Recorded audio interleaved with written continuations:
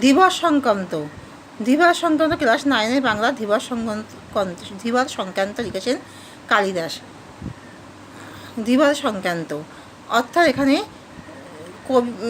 হলো দুষ্মন্ত রাজা, তিনি শকুন্তলাকে বিবাহ করেছিলেন। শকুন্তলা মহর্ষি কর্ণের আশ্রমে থাকতেন, সেখানে গান্ধর্ব মতে দুষ্মন্তের সাথে শকুন্তলার বিবাহ হয় এবং বিবাহের পর দুষ্মন্ত তার রাজ্যে ফিরে গিয়েছিলেন। তিনি শকুন্তলাকে বলেছিলেন যে তিনি যথাসময়ে এসে তাকে সম্মানের সাথে তিনি তার রাজ্যে তাকে ফিরিয়ে নিয়ে যাবেন। কিন্তু বহুদিন অতিক্রান্ত হওয়ার পরেও দুষ্মন্তের কোনো সন্ধান বা তিনি এলেন না। তাই শকুন্তলা তার চিন্তায় আনমনা হয়ে বসে সবসময় তার চিন্তায় মগ্ন থাকতেন। সেই সময় ঋষি দুর্বাসা অকস্মাৎ এলেন। তখন শকুন্তলা রাজার চিন্তায় এতই বিভোর মনে ছিলেন যে তিনি ঋষির আগমন এবং তার উপস্থিতিটা অনুভব করতে পারেননি।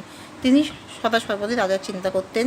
ঋষি তখন রেগে গিয়ে তাকে অভিশাপ দিলেন যে কারণ তিনি ঋষিকে কোনো আপ্যায়ন করতে পারেননি, তাই তিনি ঋষি দুর্বাসা অভিশাপ দিলেন যে যার চিন্তায় শকুন্তলা এতই বিভোর মনে বসে থাকে, প্রত্যাশিত হয়ে থাকে, সেই রাজা তাকে চিনতেই পারবে না।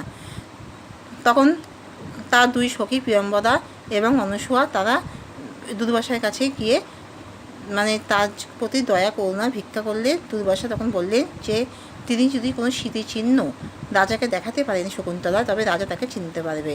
শকুন্তলার দুই সখীর নাম ছিল অনুসূয়া প্রিয়ম্বদা। তখন তারা আশ্বস্ত হলেন, কারণ রাজার দেওয়া আংটিটি শকুন্তলার কাছে ছিল।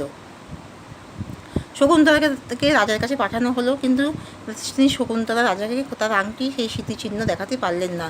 তাই রাজা শকুন্তলাকে চিনতে পারল না, কারণ পথে শচীর তীর্থে সেই আংটিটি তার হারিয়ে গিয়েছিল। তাই জন্য রাজা তাকে চিনতে পারলেন না। তার কিছুদিন পরে একজন ধীবর যে মাছ ধরে, সে জালে করে যখন মাছ ধরছিল, তখন সেই আংটিটি মহামূল্যবান রত্নখচিত সেই রাজার দেওয়া আংটিটি সে পেয়েছে, কারণ সেই মাছের পেটের থেকে সে আংটিটা পেয়েছে। সে যখন মাছ ধরে তখন মাছ কাটার সময় মাছের পেটের থেকে সে আংটিটি পায় এবং সেটা যখন সে রাজ দরবারে নিয়ে আসে, তখন প্রহরীরা তাকে নানাভাবে সন্দেহ করে, অপমান করে, তাকে তার চোর সাব্যস্ত করার চেষ্টা করে। রাজ শ্যালকও তার কথায় বিশ্বাস করে না, তাকে তারা চোর প্রতিপন্ন করার চেষ্টা করে। কিন্তু সেই আংটি দেখে যখন রাজার সব পুরানো স্মৃতি মনে পড়ে গেল, তখনই সে ধীবর যে চোর নয়, তার যে লোভ ছিল না, সেটাই তখন প্রমাণ হলো।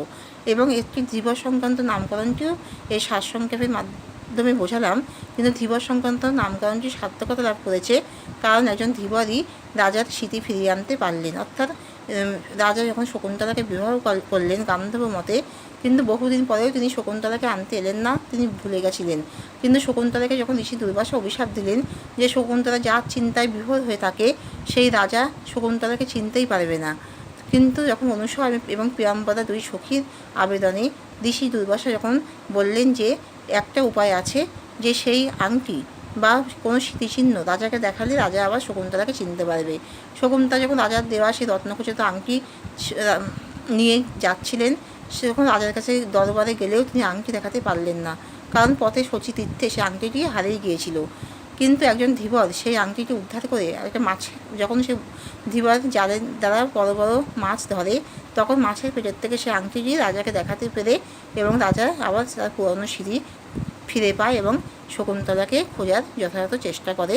তাই এখানে ধীবর সংক্রান্ত গল্পটির নামকরণের সার্থকতা যথার্থভাবে প্রকাশিত হয়েছে। এখানেই শেষ করলাম। তোমরা কিন্তু সবাই লাইক অ্যান্ড সাবস্ক্রাইবটা দিয়ে দিও।